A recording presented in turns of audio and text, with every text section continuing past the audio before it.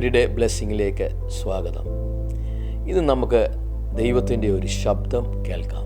Today we can hear a God's voice. ഇന്ന് നമ്മൾ ചിന്തിക്കാൻ പോകുന്നത് എഫെസ്യ ലേഖനം 2:10.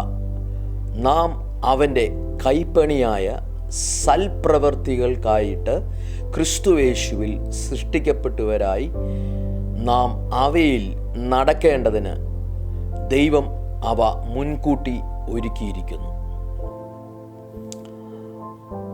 നാം ദൈവത്തിൻ്റെ പാതകളിൽ യാത്ര ചെയ്യുവാനാണ് നമ്മളെ വിളിച്ചിരിക്കുന്നത്.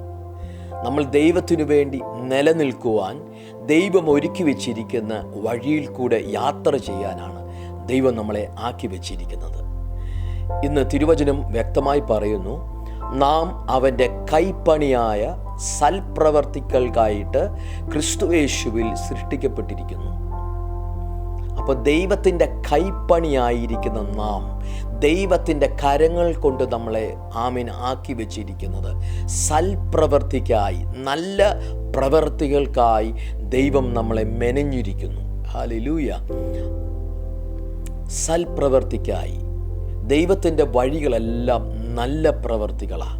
സൽപ്രവർത്തി, നല്ലത് ചെയ്യുക, നീതീകരണത്തിനകത്തായിത്തീരുവാൻ, ക്രിസ്തുവിൻ്റെ നീതിക്കകത്ത് നിർത്തിക്കഴിഞ്ഞാൽ നമ്മൾ സൽപ്രവർത്തിക്കായി സൃഷ്ടിക്കപ്പെട്ടിരിക്കുന്നു.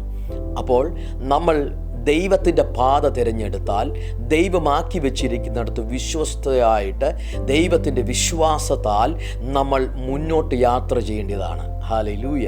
അപ്പോൾ ദൈവത്തിൻ്റെ പാത എന്തൊക്കെയാണ്? ദൈവത്തിൻ്റെ പാതയിൽ ഒരുക്കി വെച്ചിരിക്കുന്നത്, അവൻ സകല പാതകളെയും ഒരുക്കി വെച്ചിരിക്കുന്നത് ഒന്ന് വിശുദ്ധിയിൽ നടക്കാനാണ്. എങ്ങനെയാണ് വിശുദ്ധിയിൽ നടക്കുന്നത്? ഹല്ലേലൂയ. നമ്മൾ വിശുദ്ധിയിൽ, നമ്മുടെ ഹൃദയത്തിനകത്തുള്ള വിശുദ്ധിയിൽ നമ്മളായിത്തീരണം.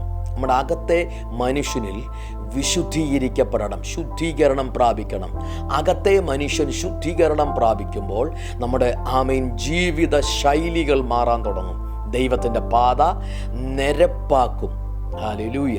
അശുദ്ധി നമ്മുടെ ജീവിതത്തിൽ നിന്ന് മാറ്റി വിശുദ്ധിയിൽ ജീവിക്കാൻ പറ്റും. ഒരുവൻ ദൈവത്തിൻ്റെ വിശുദ്ധിയിൽ ജീവിക്കുന്നുണ്ടെങ്കിൽ അവൻ നിത്യമായും ദൈവത്തിൻ്റെ പാതയിൽ നടക്കുന്നവനായിരിക്കും. 2, നിരന്തരമായി ഇടവിടാതെ നമ്മൾ പ്രാർത്ഥനയിൽ ആയിരിപ്പീൻ. ദാനിയേൽ രാജാവ് രാവിലെയും ഉച്ചയ്ക്കും വൈകിട്ടും ദൈവസന്നിധിയിൽ പ്രാർത്ഥിക്കുമായിരുന്നു. ദൈവത്തോട് അടുത്ത് ജീവിച്ച ഒരു ഭക്തനായിരുന്നു ദാനിയേൽ. ഹല്ലേലൂയ.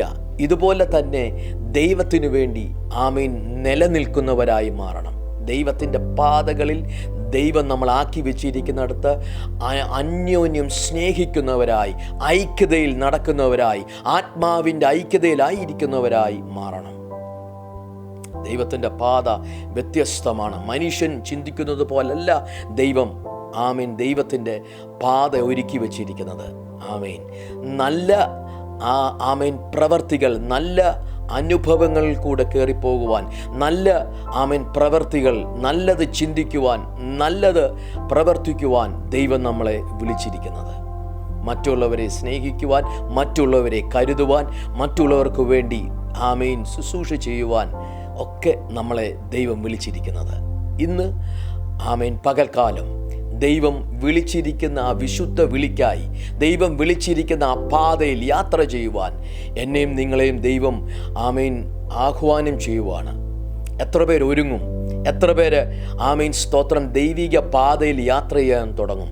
ലോകത്തിൻ്റെ ഇഷ്ടമനുസരിച്ചല്ല, ദൈവത്തിൻ്റെ ഇഷ്ടമനുസരിച്ച് നടക്കുവാൻ നമ്മളിടയായിത്തീരും. ഒരുമിച്ച് പ്രാർത്ഥിക്കാം. പരിശുദ്ധ പിതാവേ, സ്വർഗീയ നല്ല ദൈവമേ, പുത്രനായ യേശുവിൻ്റെ നാമത്തിൽ ദൈവിക പാതകളിൽ പിന്തുടരുവാൻ ഞങ്ങളെ ഓരോരുത്തരെയും സഹായിക്കണമേ.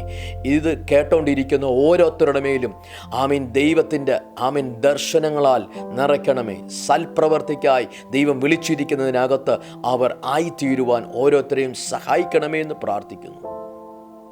സകലതും അപ്പൻ്റെ കരങ്ങളേൽപ്പിച്ച് പ്രാർത്ഥിച്ച് അനുഗ്രഹിക്കുന്നു. യേശുവിൻ നാമത്തിൽ തന്നെ. ആമീൻ. God bless U.